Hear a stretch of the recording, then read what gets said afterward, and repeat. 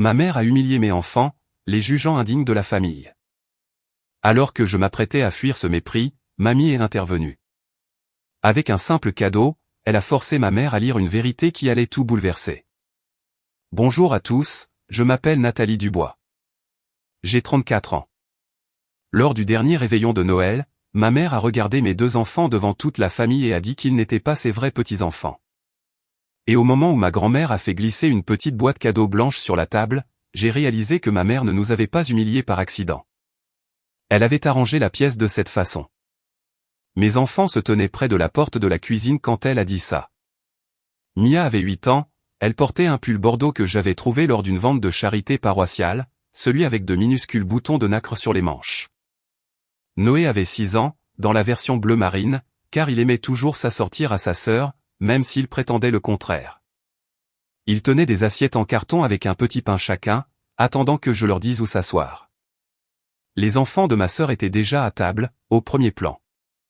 Ma nièce, Léa, avait un nœud doré dans les cheveux et une enveloppe sur ses genoux. Mon neveu, Théo, agitait son enveloppe comme un billet de concert. Ma mère, Denise Dubois, venait de donner 200 € à chacun d'eux pour être les bénédictions de mamie cette année. Puis Mia a chuchoté, « Maman, est-ce qu'on en a une nous aussi ?» Je n'ai pas répondu assez vite. Ma mère l'a entendu.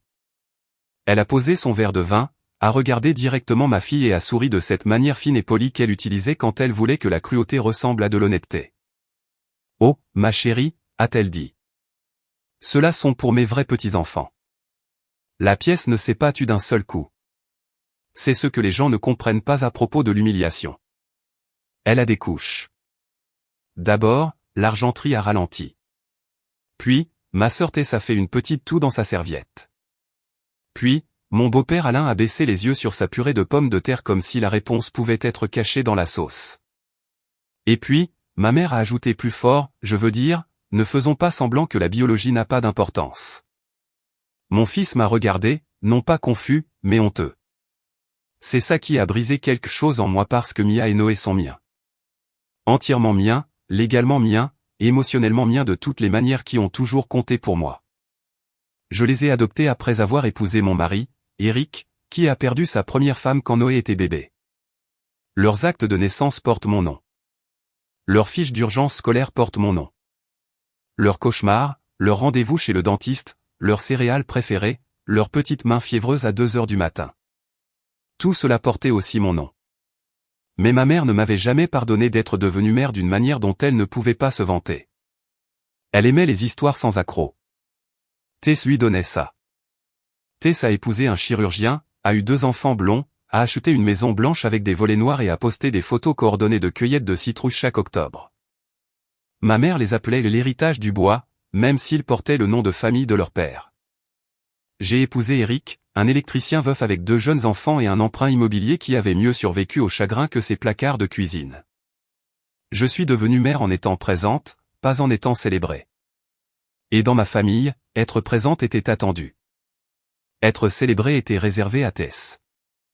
Pourtant, j'étais venue pour le réveillon de Noël parce que ma grand-mère, Simone Dubois, me l'avait demandé. Mamie Simone avait 81 ans, elle était vive comme une aiguille à coudre et silencieuse d'une manière qui faisait que les gens la sous-estimaient. Elle vivait dans la petite maison bleue derrière le temple protestant et étiquetait toujours ses restes avec du ruban adhésif et une écriture parfaite. Elle m'avait appelé 3 jours avant le réveillon et m'avait dit « Nathalie, amène les enfants. Je les veux à ma table. » J'ai dit « Maman ne veut pas vraiment qu'on soit là. » Mamie Simone a fait une pause. Puis elle a dit « Je n'ai pas demandé ce que Denise voulait, alors j'ai apporté une salade de haricots verts avec les oignons frits emballés séparément pour qu'ils ne soient pas détrempés. J'ai apporté du pain à la citrouille enveloppé dans du papier d'aluminium. J'ai amené 2 enfants qui ont répété de dire joyeux réveillon en voiture parce qu'ils voulaient plaire à ma mère. Cette phrase a fait plus mal que je ne l'aurais voulu. Ils voulaient plaire à ma mère. Quand nous sommes entrés, maman a embrassé l'air près de ma joue et a dit « Oh, vous avez réussi à venir. » Comme si j'étais arrivé sans invitation à un événement privé. Elle a serré Tess dans ses bras si longtemps. Tess a dû rire et dire « Maman, je t'ai vu hier. » Les marque-places étaient déjà installées. Tess et son mari, Laurent, étaient à côté de maman. Léa et Théo étaient entre maman et la pièce maîtresse où tout le monde pouvait les admirer. Eric et moi étions à l'extrémité près des chaises pliantes. Mia et Noé n'avaient pas de carte. J'ai trouvé 2 chaises supplémentaires empilées dans la buanderie. Quand je les ai apportées, maman a dit, fais attention, ne raie pas le parquet, mais pas je suis désolée, j'ai oublié tes enfants. Parce qu'elle n'avait pas oublié. Elle avait organisé l'absence. Eric l'a vu aussi. Il m'a jeté ce regard que les maris donnent quand ils demandent silencieusement, tu veux partir ou tu veux que je me tienne bien? J'ai serré sa main une fois. Tiens-toi bien. Pour mamie Simone, le dîner avait été tendu mais supportable jusqu'à ce que les enveloppes sortent. Maman a tapoté son verre d'eau avec une cuillère comme si elle faisait un toast à un mariage. Je veux juste faire quelque chose de spécial pour mes petits-enfants, a-t-elle dit. Mia s'est redressée. Noé a essuyé ses mains sur son pull. Maman a fouillé dans un sac cadeau rouge à côté de sa chaise et en a sorti 2 enveloppes couleur crème avec des autocollants dorés. Léa, a-t-elle chanté. Théo. Les enfants ont poussé des cris de joie. Tess a pressé une main sur sa poitrine comme si elle ne s'y était pas attendue, même si elle avait son téléphone en mode enregistrement avant l'ouverture des enveloppes. Léa a compté l'argent sur la table. Théo a crié « 200 ». Tout le monde a ri. Mes enfants regardaient. J'ai senti Eric se figer à côté de moi. Puis Mia a posé sa question et ma mère a donné sa réponse. Ceux-là sont pour mes vrais petits-enfants. Je me suis levé si vite que ma chaise a éraflé le parquet. Pas de façon dramatique, pas en criant. Tess a murmuré, peut-être que ce n'est pas le bon moment. Je l'ai regardé. Non, ai-je dit, apparemment, c'est exactement le bon moment. La lèvre inférieure de Mia tremblait. Noé fixait le sol. Eric tendait déjà la main pour les chaussures des enfants. Et puis mamie Simone a bougé. Elle n'avait pas dit un seul mot pendant la présentation des enveloppes. Elle était assise sur le côté de la table dans son cardigan lavande, les mains jointes sur sa serviette, observant ma mère avec une expression que je ne pouvais pas lire. Maintenant, elle a fouillé dans son grand sac noir. La pièce a changé avant que quiconque ne comprenne pourquoi. Mamie Simone ne s'est pas pressée. Elle n'a pas élevé la voix. Elle a sorti une petite boîte cadeau blanche, du genre que les bijouteries utilisent, attachée avec un ruban argenté. Elle l'a posée sur la table devant elle, puis l'a fait glisser lentement sur le bois poli. Elle s'est arrêtée devant ma mère. Maman a cligné des yeux. Qu'est-ce que c'est? Mamie Simone l'a regardée et a dit, lis l'étiquette à voix haute, Denise. Ma mère a eu un rire gêné. Mère, nous sommes vraiment en plein milieu d'un. Lis-le. 2 mots, plat. Final. Ma mère a ramassé la boîte comme si elle risquait de lui brûler les doigts. Elle a retourné la minuscule étiquette. Son visage a changé. Pas beaucoup, juste assez. La suffisance a disparu en premier, puis la couleur. Puis ses yeux ont balayé vers moi, vers mes enfants près de la porte, vers le téléphone de ma sœur, toujours en train d'enregistrer. Mamie Simone a dit, à voix haute. Ma mère a dégluti, et pour la première fois de toute la journée, personne dans cette pièce n'a bougé. Ma mère a tenu l'étiquette entre 2 doigts comme si elle l'avait personnellement insultée. Pendant une seconde, j'ai pensé qu'elle pourrait refuser.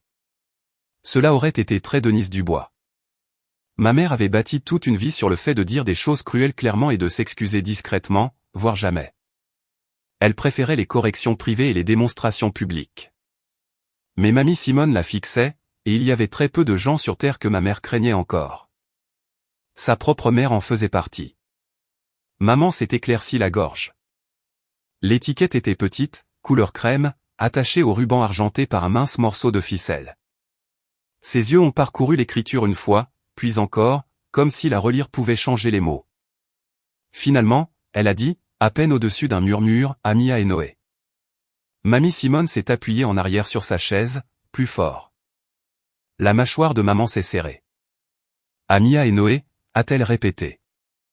Mes enfants se sont figés près de la porte. Le manteau de Mia était à moitié enfilé, une manche pendante. Noé tenait ses chaussures contre sa poitrine. Mamie Simone a hoché la tête vers la boîte. Continue. Maman a regardé l'étiquette à nouveau, et cette fois sa voix s'est brisée sur les bords.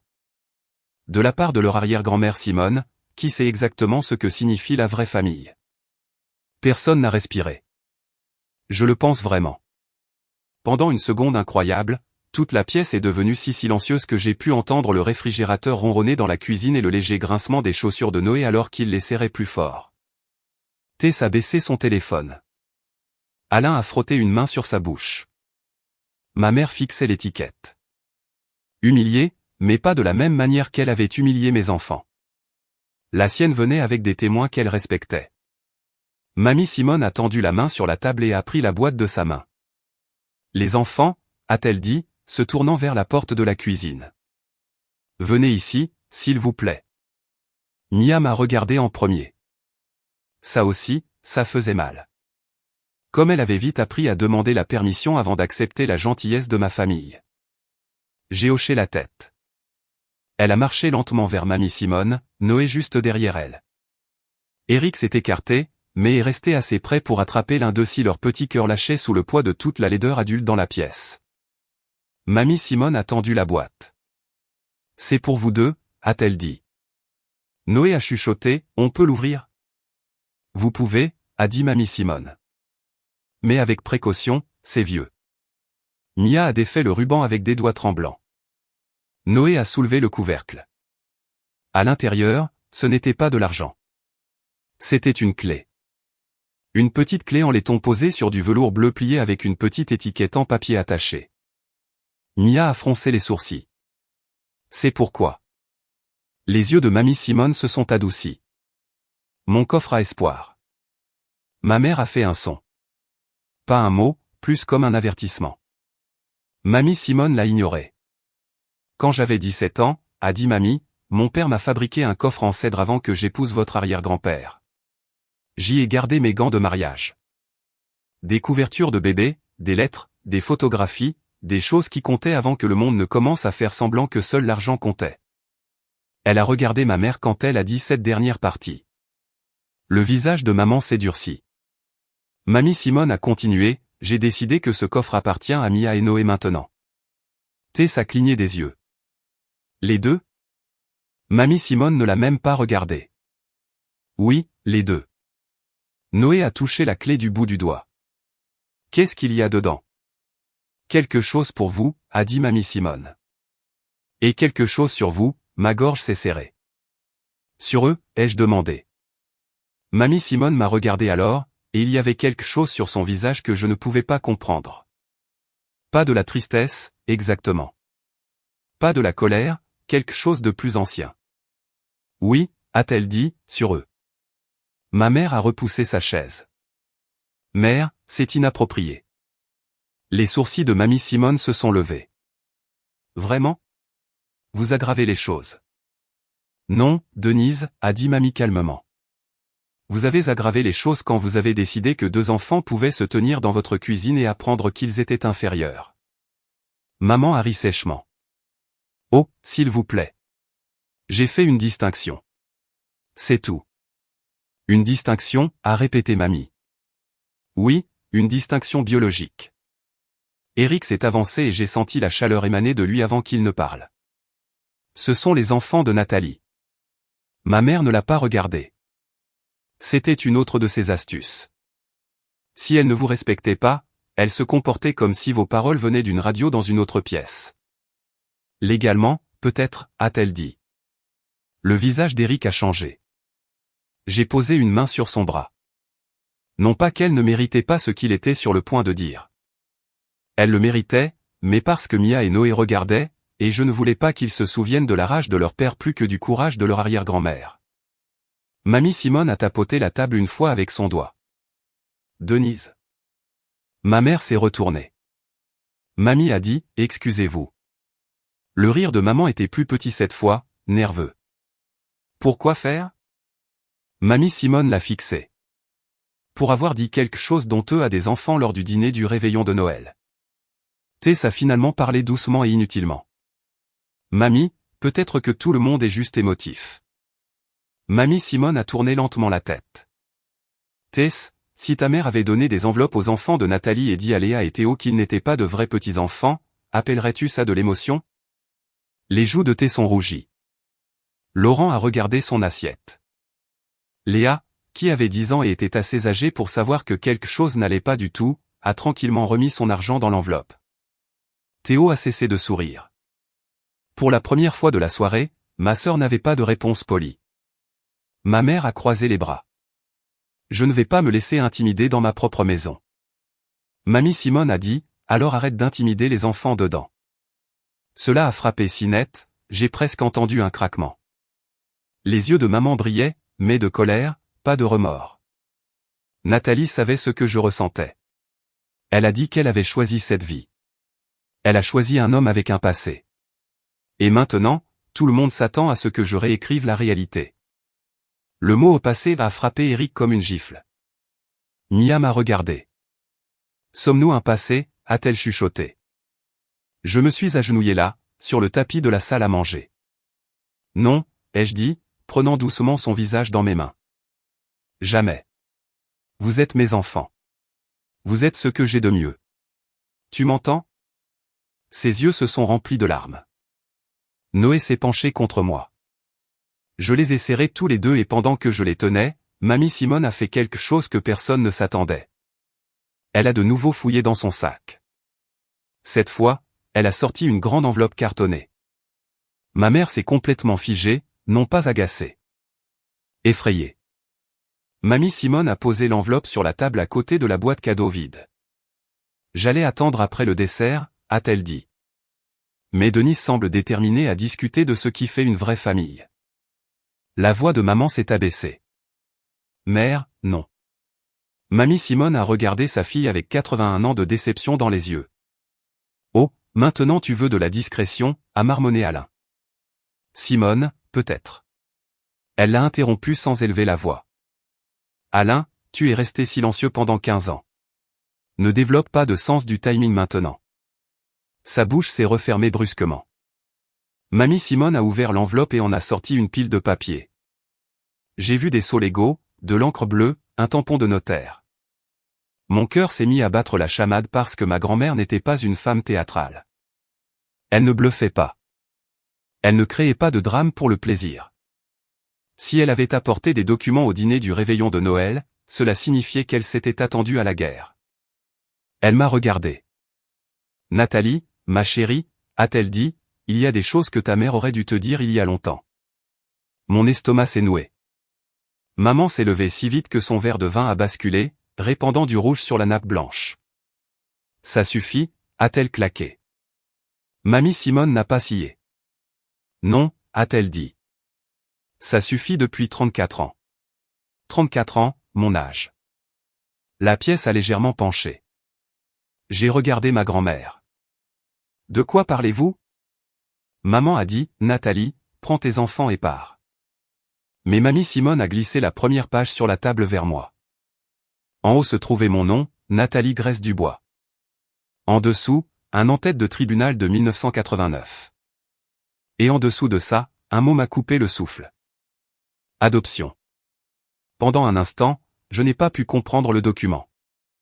Non pas parce que les mots étaient compliqués, mais parce qu'ils étaient impossibles. Mon nom était là, en encre noire, ordinaire et familier, suivi d'un mot qui ne m'avait jamais appartenu. Adoption. J'ai entendu Mia chuchoter, maman. Mais je n'ai pas pu répondre. Mes doigts planaient au-dessus du document sans le toucher. Comme si j'entrais en contact, cela deviendrait réel. Ma mère a bougé la première. Elle a arraché le papier de la table si vite que le coin a traversé une tache de sauce au canneberge. C'est privé, a-t-elle sifflé. Mamie Simone l'a regardé. Non, c'était caché. Ce n'est pas la même chose. Mon pouls battait dans mes oreilles. Qu'est-ce que c'est, ai-je demandé. Maman s'est tournée vers moi et pendant une seconde folle, elle a essayé de sourire. C'était horrible. Une chose cousue. Nathalie, ta grand-mère est confuse. Mamie Simone a eu un rire sec. Je suis venu en voiture, j'ai fait 2 tartes et je me suis souvenu d'apporter des preuves. Je ne suis pas confuse. Tess a regardé entre elles. Attendez, Nathalie a été adoptée. La pièce a réagi à sa question avant moi. Alain a fermé les yeux. Laurent s'est déplacé inconfortablement. Ma mère a dit, Tess, tais-toi. Mais Tess ne regardait plus maman. Elle me regardait avec quelque chose que j'avais rarement vu chez elle. Pas de pitié, mais du choc. Mamie Simone a tendu la main. Rends-le, Denise. Non, rends-le. Les doigts de ma mère se sont serrés autour du papier. Puis Alain, de toutes les personnes présentes, s'est levé. Le silencieux Alain. Alain le papier peint. L'homme qui avait épousé ma mère quand j'avais 19 ans et traité les conflits comme s'il pouvait les laisser passer. Il a tendu la main vers le document. Denise, a-t-il dit doucement. Arrête.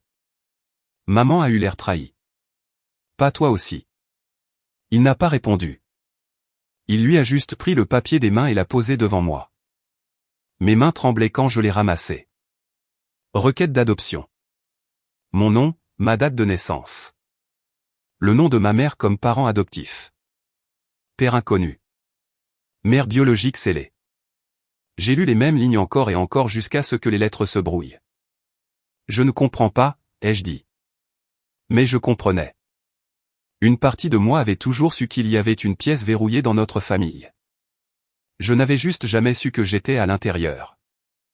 La voix de mamie Simone s'est adoucie. Tu avais 4 mois quand Denise t'a ramené à la maison. Ramené à la maison. Pas t'a donné naissance. Ramené à la maison. Ma mère s'est assise lourdement comme si ses os avaient été coupés. J'étais ta mère, a-t-elle dit. Je suis ta mère. Je l'ai regardée. Toute ma vie, elle m'avait dit que j'étais dramatique, ingrate, trop sensible. Elle avait comparé mon visage à celui de Tess, mon corps au sien. Ma mamie Simone a dit pire. Elle l'a fait en sachant exactement ce qu'elle était. Maman a claqué. J'aimais Nathalie. Non, a dit mamie Simone, vous possédiez un secret. Il y a une différence. Le visage de ma mère s'est tordu. Vous n'avez aucune idée de ce que c'était. Les gens posaient des questions. Je ne pouvais plus avoir d'enfants à l'époque, et tout le monde savait que nous essayions. Quand l'adoption a été finalisée, je voulais un nouveau départ.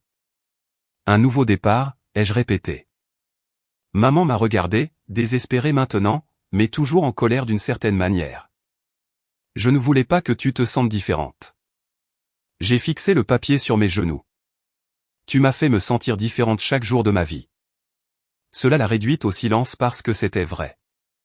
Je me suis souvenu avoir 7 ans, en pleurs parce que maman m'avait dit que j'étais construite différemment de Tess et que je devais choisir un juste corps plus sombre pour les photos de danse. Je me suis souvenu avoir 12 ans, demandant pourquoi je ne ressemblais à personne dans les vieux albums de famille, et maman disant, tout le monde n'a pas les jolis gènes. Je me suis souvenu avoir 16 ans, trouvant un bracelet d'hôpital de la naissance de Tess dans la boîte à souvenirs de maman, et demandant où était le mien. Elle m'avait dit que je l'avais perdu parce que j'étais négligente même bébé. Négligente même bébé. Un mensonge si désinvolte qu'il m'avait élevé. Eric s'est accroupi à côté de moi.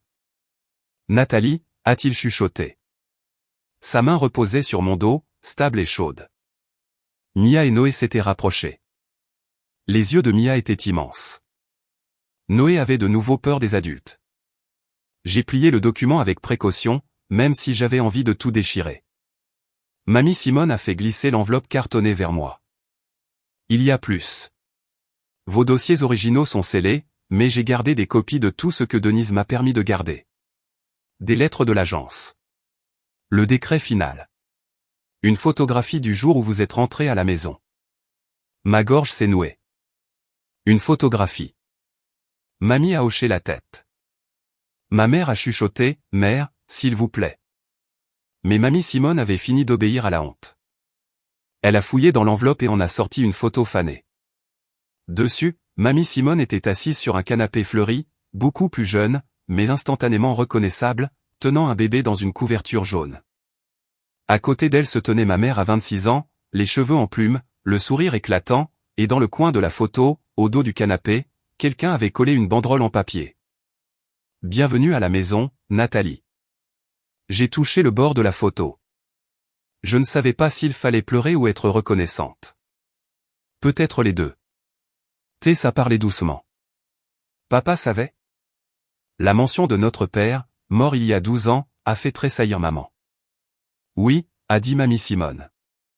François savait, il a aimé Nathalie dès le moment où il l'a vue. Il n'a jamais voulu garder le secret. Mes yeux ont brûlé. Papa, le parent qui me préparait des déjeuners avec des petits mots, qui m'a appris à faire du vélo, qui m'appelait ma puce jusqu'à son dernier souffle. Il avait su et m'avait aimé quand même. Non, pas quand même. Juste aimé. Ma mère a essuyé sa joue furieusement, comme si les larmes étaient un inconvénient. Vous agissez tous comme si j'avais commis un crime. Les yeux de mamie Simone ont brillé. Vous êtes resté dans cette pièce et avez dit à des enfants adoptés qu'ils n'étaient pas de la vraie famille pendant que votre fille adoptée écoutait. Maman a chuchoté, je n'ai pas réfléchi. Non, ai-je dit. Tout le monde m'a regardé. Je suis resté immobile, tenant le décret d'adoption dans une main et la photographie dans l'autre. Non, vous n'avez pas le droit de dire que vous n'avez pas réfléchi.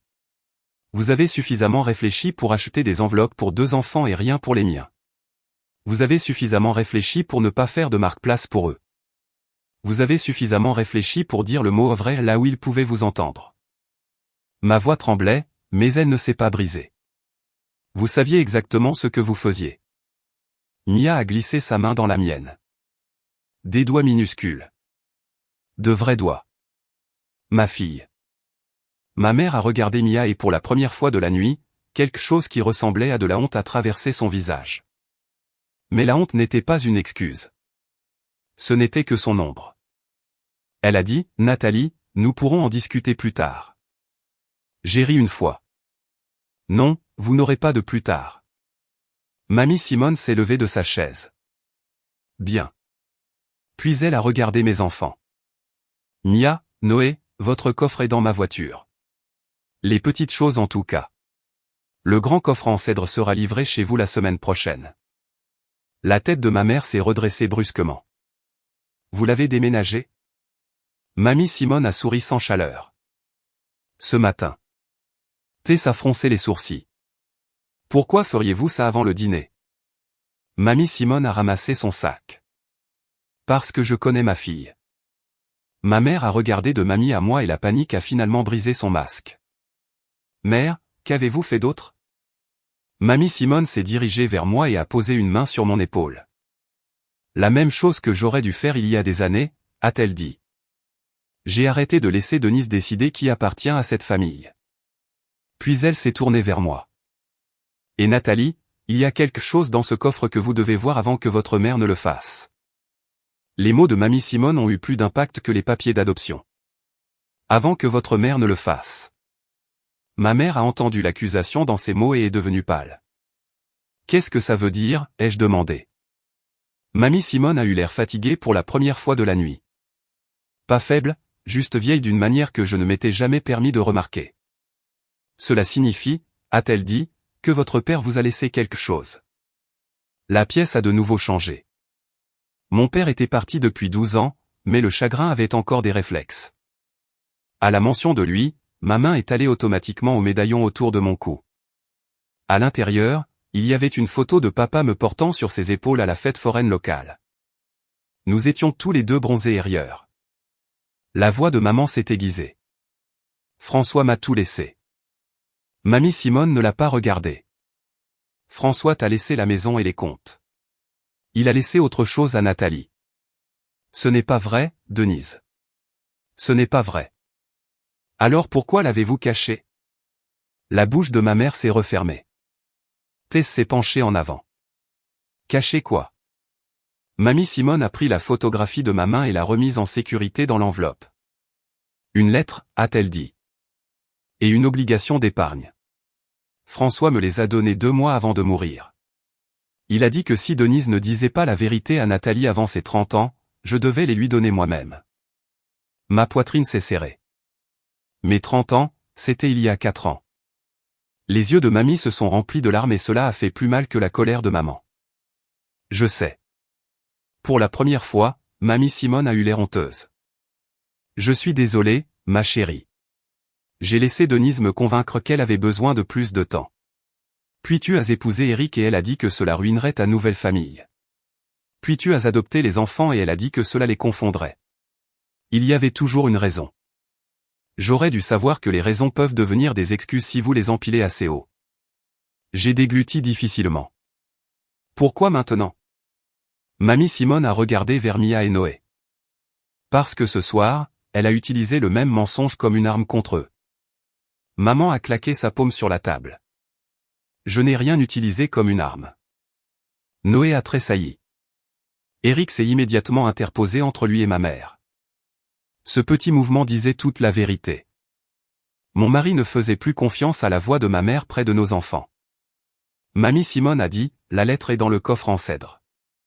Je l'ai déménagée ce matin parce que je soupçonnais que Denise pourrait essayer de la détruire une fois qu'elle réaliserait que j'avais fini d'attendre. Ma mère est restée là, respirant difficilement, et elle n'a pas nié. C'était la réponse. J'ai senti quelque chose en moi se taire. Pas un calme, un silence, comme une porte se refermant doucement, mais définitivement. Je me suis tourné vers Eric. Nous partons. Il a hoché la tête. Pas d'argument, pas de question. Mia serrait toujours la clé en laiton. Noé avait une chaussure et une chaussure retirées, ses petites chaussettes glissant sur le parquet. Je me suis agenouillé et l'ai aidé parce que mes mains avaient besoin de faire quelque chose de doux. Derrière moi, ma mère a dit, Nathalie, si tu pars comme ça, ne t'attends pas à ce que je te suive. J'ai attaché lentement les lacets de Noé, puis je me suis levé. Je ne m'y attends pas. Elle a tressailli comme si je l'avais giflée. Tess s'est éloignée de la table. Nat, attends. J'ai failli ne pas le faire. Ma sœur et moi avions passé des années dans des rôles assignés. Elle était l'enfant en or. J'étais la difficile. Nous avions toutes les deux obéi au scénario de différentes manières, mais sa voix sonnait différemment maintenant. Elle s'est approchée en tenant les 2 enveloppes crème que maman avait données à ses enfants. Je ne savais pas, a-t-elle dit. Je l'ai cru. Cela m'a surprise. Tess a regardé Mia et Noé, puis s'est accroupie à leur niveau. Je suis désolée, a-t-elle dit. Ce que mamie Denise a dit était faux. Ma mère a halté. Tess. Tess ne s'est pas retournée. Léa est venue à côté de sa mère et a tendu son enveloppe à Mia. Tu peux prendre la mienne, a-t-elle chuchoté. Mia a eu l'air dépassée. Non, merci. Le visage de Léa s'est froissé. Je suis désolé aussi. Mia a hoché la tête, sans pardonner exactement, mais reconnaissant un autre enfant piégé dans un désordre d'adultes. Théo s'est avancé et a donné un petit pain de son assiette à Noé parce qu'il avait 7 ans et ne savait pas quoi d'autre offrir. Noé l'a pris solennellement. Merci. C'était absurde et déchirant, et d'une certaine manière, ce petit pain était la chose la plus gentille que quelqu'un du côté de ma mère lui ait donné de toute la soirée. Mamie Simone a enfilé son manteau par-dessus son cardigan lavande. Je viens avec vous. La tête de maman s'est retournée brusquement. Non. Mamie Simone a levé le menton. J'ai 81 ans, Denise. Je vous assure que je viens. Vous ne pouvez pas juste quitter le réveillon de Noël. Je peux, regardez. Alain a tranquillement tendu le porte-tarte de mamie sur le comptoir à Eric. Maman l'a regardé. Alain. Il l'a regardé, là c'est triste. Tu aurais dû t'excuser. C'est tout ce qu'il a dit, mais ça a frappé. Peut-être parce que c'était la première fois que je l'entendais choisir un camp, et ce n'était pas le sien. Nous nous sommes dirigés vers la porte d'entrée comme des survivants quittant un bâtiment après une fuite de gaz. Prudents, stupéfaits, ne ressentant pas encore tout le danger de ce que nous avions respiré. Sur le pas de la porte, ma mère a prononcé mon nom, pas Nathalie. Nati, mon surnom d'enfance. Je me suis arrêté malgré moi. Elle se tenait dans la salle à manger, du vin rouge tachant la nappe derrière elle comme une blessure. Je t'ai élevé, a-t-elle dit. Les mots n'étaient pas tendres. C'était un reçu. Je l'ai regardé longtemps. Oui, ai-je dit. Et ce soir, je comprends enfin pourquoi ça faisait si mal. Puis j'ai ouvert la porte. L'air froid de novembre s'est engouffré, vif et pur. Nous n'avons pas parlé dans la voiture au début. Eric conduisait. Mamie Simone était assise sur le siège passager, tenant son sac à 2 mains. Les enfants étaient attachés à l'arrière avec moi entre eux. Noé à moitié endormi contre mon bras. Mia fixant la clé en laiton dans sa paume. Après 10 minutes, Mia a chuchoté, « Maman, oui, mon bébé. Si tu es adopté, cela signifie-t-il que tu n'es pas réel? Mon cœur s'est brisé net en deux. Je l'ai serré fort. Non, ça veut dire que quelqu'un m'a choisi et que je vous ai choisi. L'amour est réel quand les gens continuent de se montrer présents. Elle y a réfléchi. Mamie Simone s'est montrée présente. J'ai regardé l'arrière de la tête argentée de ma grand-mère. Oui, ai-je dit. Elle l'a fait. Mamie Simone a tendu la main sans se retourner. J'ai pris sa main. Je suis désolé, a-t-elle chuchoté. J'ai serré une fois. Pas de pardon. Pas encore, mais pas rien. Nous sommes allés d'abord à la petite maison bleue de mamie. Le coffre en cèdre était trop grand pour entrer dans sa voiture, mais elle avait emballé une plus petite boîte en carton de l'intérieur. Eric l'a portée dans notre salon quand nous sommes rentrés. Les enfants étaient épuisés, alors nous les avons couchés. Mia a mis la clé en laiton sous son oreiller. Noé a demandé si nous serions toujours une famille demain.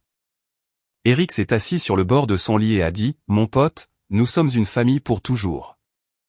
Une fois la maison silencieuse, mamie Simone a posé la boîte en carton sur notre table basse. Mes mains tremblaient en l'ouvrant.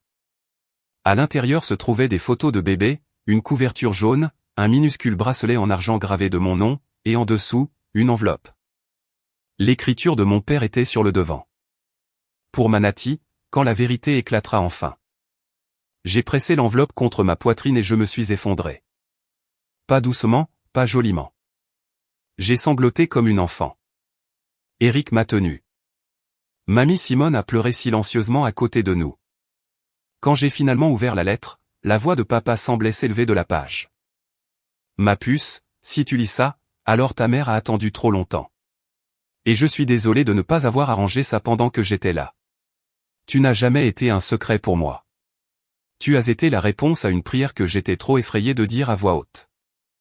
Les mots se sont brouillés. J'ai essuyé mes yeux et j'ai continué à lire. Il a écrit sur le jour où ils m'ont ramené à la maison. Comment j'ai attrapé son doigt et ne l'ai pas lâché. Comment il a su instantanément que la biologie était la manière la moins intéressante d'appartenir à quelqu'un. Puis vint le paragraphe qui fit que mamie Simone se couvrit la bouche. Il y a aussi quelque chose de pratique. J'ai acheté une obligation à ton nom et j'ai continué à y ajouter de l'argent. Ça ne te rendra pas riche, mais ça pourra te donner des choix. Ta mère sait où se trouvent les papiers. Si elle dit qu'elle ne sait pas, demande à Simone. J'ai levé les yeux. Mamie Simone fixait la boîte.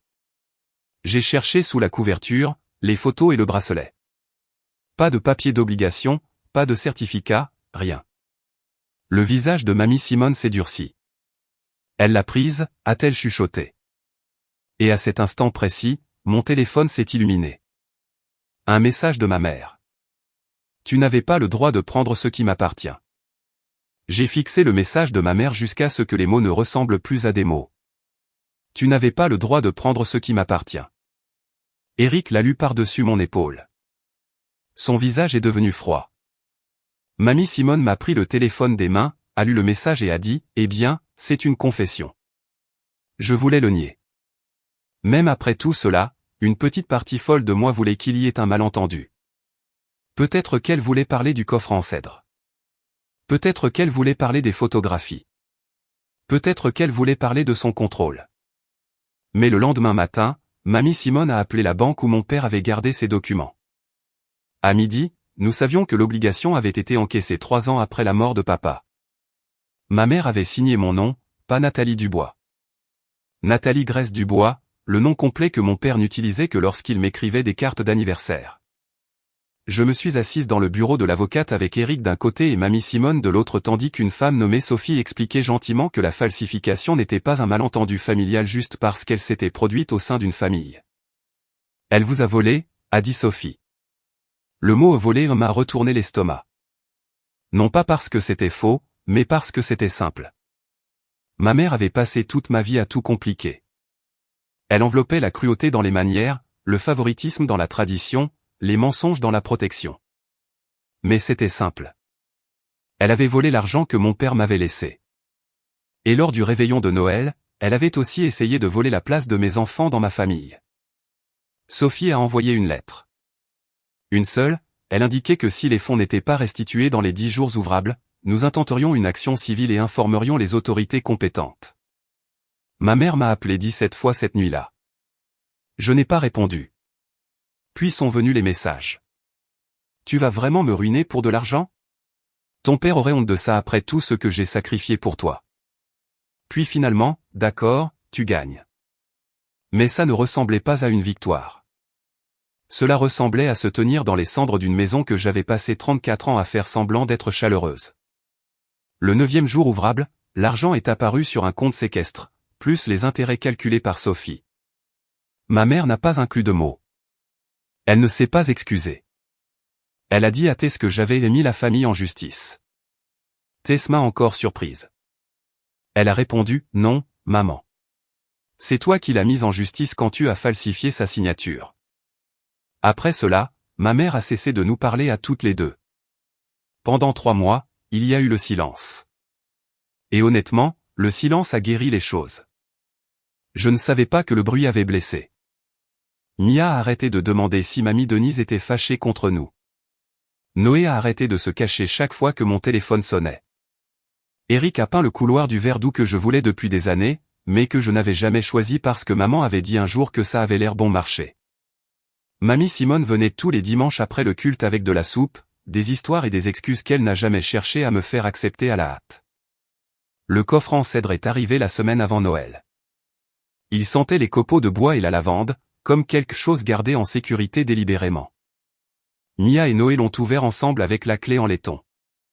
À l'intérieur se trouvaient des morceaux de moi que l'on ne m'avait jamais donnés. Ma couverture de bébé jaune, des photos de papa me donnant de la compote de pommes, une copie de l'annonce d'adoption du journal local, et un petit bracelet d'hôpital du jour où je suis rentré à la maison. Pas né, mais rentré. Maman avait menti à ce sujet aussi. J'ai tenu le bracelet dans ma paume et j'ai pleuré, mais pas de la même manière que j'ai pleuré en lisant la lettre de papa. C'était plus silencieux, un chagrin avec de la place pour la gratitude. Noé a grimpé sur mes genoux et a dit, « Alors, grand-père François t'a choisi. » J'ai souri à travers les larmes. Oui. Mia a touché le bracelet avec précaution, comme tu nous as choisis. Exactement comme ça. Au printemps, nous avons utilisé une partie de l'argent de papa pour ouvrir des comptes d'études pour Mia et Noé. Non pas parce que l'argent prouvait qu'ils appartenaient, mais parce que mon père avait voulu me donner des choix, et je voulais que son amour continue d'avancer. Nous avons encadré sa lettre et l'avons accrochée dans notre couloir. Pas tout le texte. Juste une phrase. La biologie est la manière la moins intéressante d'appartenir à quelqu'un. Tess est venu plus souvent après cela, maladroitement au début, apportant des gratins et de la culpabilité. Léa et Théo sont venus aussi. Les 4 enfants sont devenus cousins sans avoir besoin de la permission de qui que ce soit. Un après-midi, j'ai trouvé Léa et Mia en train de fabriquer des bracelets d'amitié sur le porche pendant que Noé et Théo chassaient les vers dans le parterre de fleurs. Pas de discours, pas d'étiquette, juste des enfants faisant ce que les adultes rendent si difficile. L'appartenance. Ma mère a finalement envoyé une carte, sans adresse de retour, mais je connaissais son écriture. À l'intérieur, elle avait écrit « Je suis désolé que tu aies l'impression que je t'ai blessé ». J'ai ri en la lisant, non pas parce que c'était drôle, mais parce que c'était exactement la quantité d'excuses qu'elle était capable de donner. Et pour la première fois de ma vie, je n'avais plus assez faim pour accepter les miettes.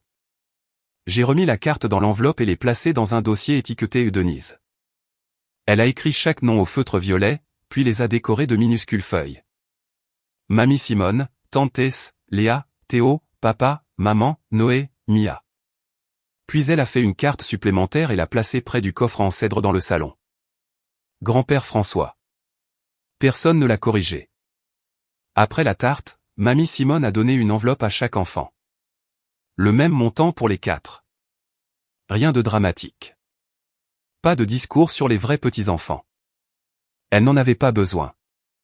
Noé a ouvert la sienne et a chuchoté, pour moi. Mamie Simone a caressé sa joue, pour toi. Mia a regardé de l'autre côté de la table vers moi, et cette fois il n'y avait aucune peur sur son visage.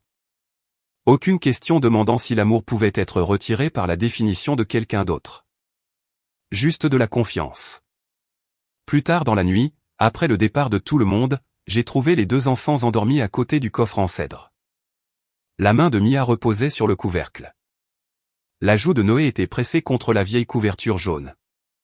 La clé en laiton gisait entre eux, captant les lumières de l'arbre de Noël comme une minuscule promesse dorée. Eric se tenait derrière moi et a enroulé ses bras autour de ma taille. « Ça va » a-t-il chuchoté. J'ai regardé mes enfants, mes vrais enfants, dormant à côté de la preuve que j'avais toujours été réel moi aussi. « Oui » ai-je dit. « Je crois que je le suis enfin. »